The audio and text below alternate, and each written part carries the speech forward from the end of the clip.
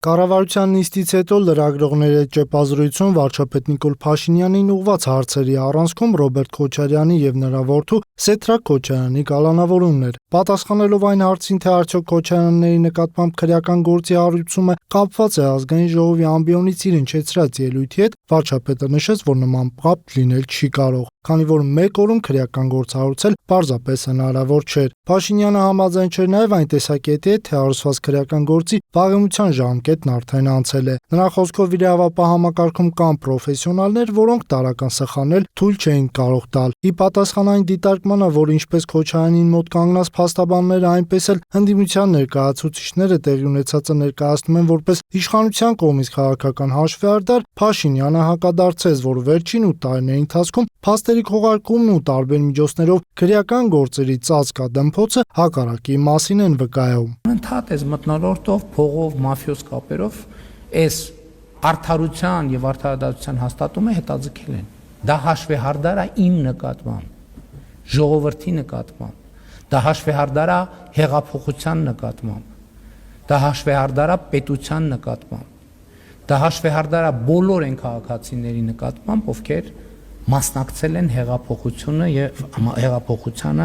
եւ արել են հեղափոխություն։ Շարունակելով Ռոբերտ Քոչարյանի նախկին իշխանությունների եւ նրանց հետ փոխկապակցված անձանց կողմից պետական բյուջեի միջոցների ենթադրյալ յուրացման եւ կոռուպցիոն գործարքների թեման, Փաշինյանն ընդգծեց, որ տարիներ շարունակ իրավապահ համակարգը աչք է փակել այդ իրողությունների վրա։ Վարչապետի խոսքով իրավապահ համակարգում ինչ օրս կան իր բնորոշմամբ շերեփուկներ, որոնք ստեվերային գործակցություն են իրականացնում նախկին իշխանությունների ներկայացուցիչների հետ։ Փաշինյանը եւս մեկ անգամ պնդեց, որ Ռոբերտ Քոչարյանի, Գագիկ Ծառուկյանի, Սերժ Սարգսյանի, Սամվել Կարապետյանի եւ այլ անձանց կողմից ենթադրաբար յուրացված միջոցները պետք է կոպեկ առ կոպեկ վերադարձվեն պետությանը, քանի որ նրա համոզմամբ դա Հայաստանի քաղաքացիների պահանջն է, որ իրագործման համար էլ գործող իշխանություններին մանդատ է տրվել։ Քաղաքական խնդիրը հետեւյալն է. եւ Ռոբերտ Քոչարյանը, եւ Գագիկ Ծառուկյանը, եւ Սերժ Սարգսյանը ամսի 1-ը որ մոտենա, պետք է հեռախոսը բացեն։ Դրան թոշակը նստելա, թե չէ։ Այս է քաղաքական խնդիրը։ Ինչու? Որովհետև նրանք պետք է ապրեն իրենց թոշակով եւ իրենց օրինական եկամուտներով։ Իսկ ինչ որ ապօրինի ձեռք են բերել, հատիկ առ հատիկ, լումա առ լումա, կոպեկ առ կոպեկ, սենտ առ սենտ, եվրո սենտ, քյաբաբ առ քյաբաբ, այո, պետք է վերադարձվի Հայաստանի Հանրապետությանը։ Վարչապետ Փաշինյանը կասկած հայտնեց այն առնչությամբ, թե ինչպես կարող են մարդիկ կարճ ժամանակահատվածում միայն աշխատավարձով վերածվել խոշոր գործարանների եւ դառնալ դոլարային միլիոնատերեր։ Նա նկատեց, որ ինքը 8 տարի Հայաստանը կառավարելուց հետո անգամ այդ ունեցվածքի 1%-ը չունի։ Անդրադառնալով այն քննադատություններին, թե իշխանությունների գործողություններն ընդհանրապես քաղաքական հաշվեհարդար են եւ հնարավոր տարածքային զիջումների գնալուց առաջ հասարակության ուշադրությունը շեղելու միջոց, վարչապետը հայտարարեց. Թող հանուն Ռոբերտ Քոչարյանի ունեցվածքի, Գագիկ Ծառուկյանի եւ մյուսների կալուգացի օլիգարխի եւ Սերժ Սարգսյանի վաստակած ազնիվ վաստակի համար Հայաստանի Հանրապետության քաղաքացիները, եթե համարում են, որ պետք է պաշտպանեն նրանց ազնիվ վաստակը,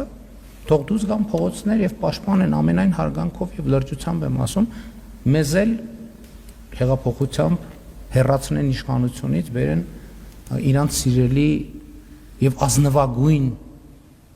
Ռոբերտ Քոչարյանին, Սերժ Սարգսյանին։ Դատաիրավական համակարգում առկա խնդիրների եւ նախկին իշխանությունների հետ հնարավոր փոխկապակցվածության մասին խոսելիս Փաշինյանը նշեց, որ այն իրավապահները, դատավորներն ու դատախազները, որոնք այս կամ այն կերպ ներգրավված են եղել նախկին իշխանությունների եւ օլիգարխիայի հետ կուլիսային գործարքներում, պետք է հայտնվեն իրավապահների ուշադրության կենտրոնում։ Նրա խոսքով անհրաժեշտ է ստուգել այդ անձանց ունեցվածքն ու կապերը։ Վարչապետը նաեւ հայտնեց, թե խնդիր է դրված օպերատիվորեն բացահայտել այն անձին կամ անձանց, որոնք Քոչարյաններին արժվող քրեական գործի վերաբերյալ տեղեկատվության արտահոսք են կազմակերպել։ Ասել եմ գտեք։ Եթե կոնկրետ ժամկետում չգտակ, ուրեմն բոլորը լինելու են ես համար, ում նայեմ ասելու եմ ուրեմն ինքն է։ Ունդեղ որտեղ իմ որոշումների տիրույթում է, որոշումներ եմ կայացնելու։ Ուղղակի Չգիտեմ ինչ ընթանում, ինչ է տակրում, ինձ պետք են անուններ եւ ապացույցներ։ Եթե այդ անուններն ու ապացույցները չեղավ, ես ուղիղ ասում եմ իրավապահ համակարգի իմ որոշումների տիրույթում գտնվող հատվածում զանգվածային ազատումներ են լինելու։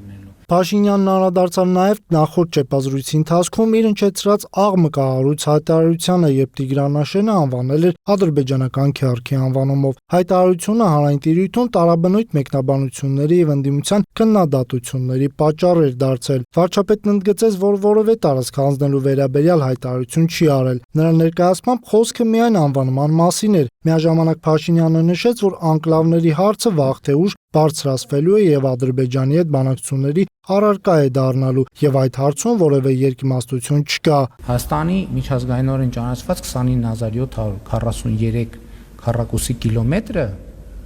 միջազգայինորեն ճանաչված տարածքն է։ Այս թվաբանության մեջ